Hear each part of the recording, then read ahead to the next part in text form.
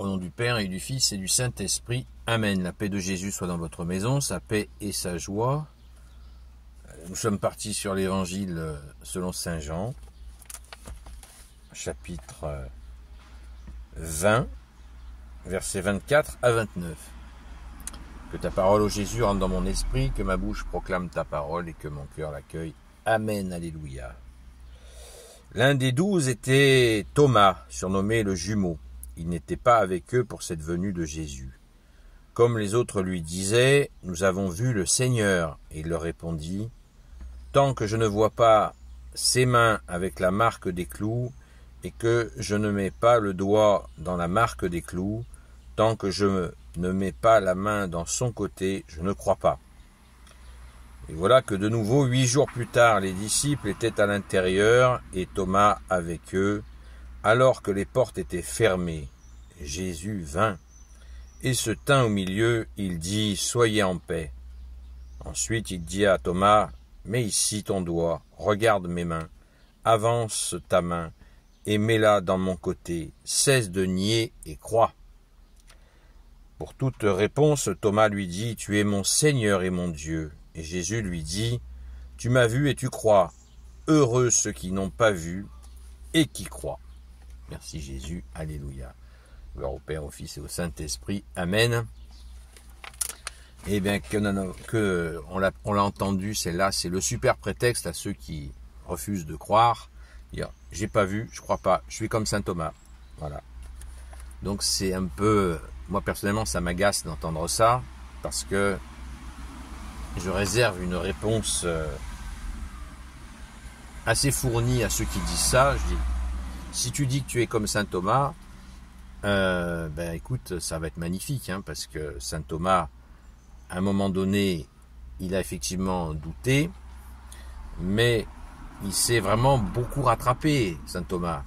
Il a été évangélisé l'Inde. Hein. Vous voyez où est la Palestine, vous voyez où est l'Inde, à pied. Hein. Il est parti évangéliser l'Inde. Et d'ailleurs, s'il y a des catholiques en Inde, eh bien c'est par la grâce de Jésus, bien sûr, mais merci au grand saint Thomas. Et le tombeau de saint Thomas est en Inde. Et oui, les amis. Et oui, si un jour vous allez là-bas, n'oubliez pas d'aller au tombeau de saint Thomas. Alors cette séquence, c'est le super prétexte, je crois, ce que je vois. Et bien heureux celui qui croit sans avoir vu, parce que la foi, c'est justement croire sans voir. Jésus nous le dit lui-même, Dieu est comme le vent, on ne le voit pas, on ne sait pas d'où il vient ni où il va, mais par contre on le sent, on sent sa présence. Les apôtres, le contexte il faut quand même bien resituer le contexte de cette parole, c'est que c'est 8 jours après la résurrection. On est plongé là 8 jours après la résurrection, 8 jours après que Sainte Marie-Madeleine ait vu Jésus ressuscité au tombeau, très tôt le matin. Donc déjà, le soir même, Jésus était venu voir les apôtres. Il était arrivé, il leur avait souhaité la paix, que Jésus tuait, et il avait déjà soufflé l'Esprit Saint sur eux, nous dit la Sainte Écriture. Moi, j'invente rien, tout ce que je vous dis, ça fait partie de la Sainte Écriture. Et il y avait un absent, dès le soir de la résurrection, eh bien c'était Thomas. Il était donc absent, il n'était pas avec les 11, puisque il en manquait un. Donc saint Thomas, dans cette venue 8 jours après, montre qu'effectivement, on ne sait pas où il était, quoi. Est-ce qu'il était, à d'autres moments, il a rejoint les apôtres, ou est-ce qu'il les a rejoints 8 jours après? Ça, on n'en sait rien. Mais une chose est sûre, c'est que ses frères, les apôtres, ont dû lui dire, ont dû le prévenir. Nous l'avons vu. Mais comme il y avait toujours un doute, que Jésus, est-ce que c'était un esprit ou est-ce que c'était bien Jésus ressuscité? Pourtant, le soir même, Jésus avait demandé un morceau de pain et du poisson, du miel,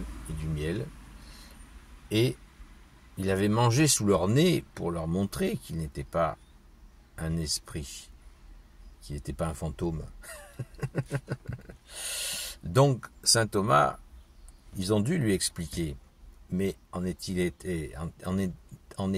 pleinement convaincu? Ça, on ne sait pas. Parce que personne, Jésus avait annoncé sa résurrection, mais personne n'y croyait. Personne, sauf une personne. Il semblerait qu'il y ait une seule personne qui ait vraiment cru à la résurrection de Jésus, c'est la Vierge Marie, notre mère, qui y a cru. C'est pour ça que chaque samedi matin, chaque dimanche, nous fêtons la résurrection de Jésus à la Sainte Messe du dimanche. Et chaque samedi matin, il y a une messe, pas la messe anticipée du samedi soir, pas du tout ça. La messe du matin est célébrée pour remercier celle qui a cru, notre Sainte Mère Marie. Voilà. Donc, pitié, arrêtez de dire je suis comme saint Thomas, c'est pas sérieux, parce que saint Thomas, il a fait son boulot d'apôtre. Alléluia, merci Jésus. Gloire soit au Père et au Fils et au Saint-Esprit, maintenant et toujours et pour l'éternité. Amen. Ô Jésus, toi qui peux tout et qui porte tout, toi le Sauveur, toi l'Emmanuel, je te confie toutes celles et ceux qui regarderont cette vidéo, ainsi que leurs proches, selon ta seule volonté, ô Jésus. Sainte Marie, Reine des cieux, toi l'Immaculée Conception, toi qui écrases le serpent, toi qui as la lune sous tes pas, toi notre Mère, Notre-Dame. Saint Joseph, toi le juste et le saint, toi le sage, toi la terreur des démons, toi le saint gardien de la Sainte Église catholique apostolique. Sainte Marie-Madeleine, notre chère sainte patronne, et vous tous les saints et saintes, amis de toi Jésus, Saint Michel Archange, Saint Gabriel Archange, Saint Raphaël Archange, et vous tous les anges qui te servent au Jésus, je vous confie toutes celles et ceux qui regarderont cette vidéo, ainsi que leurs proches, selon ta seule volonté, ô Jésus. La paix de Jésus soit dans votre maison.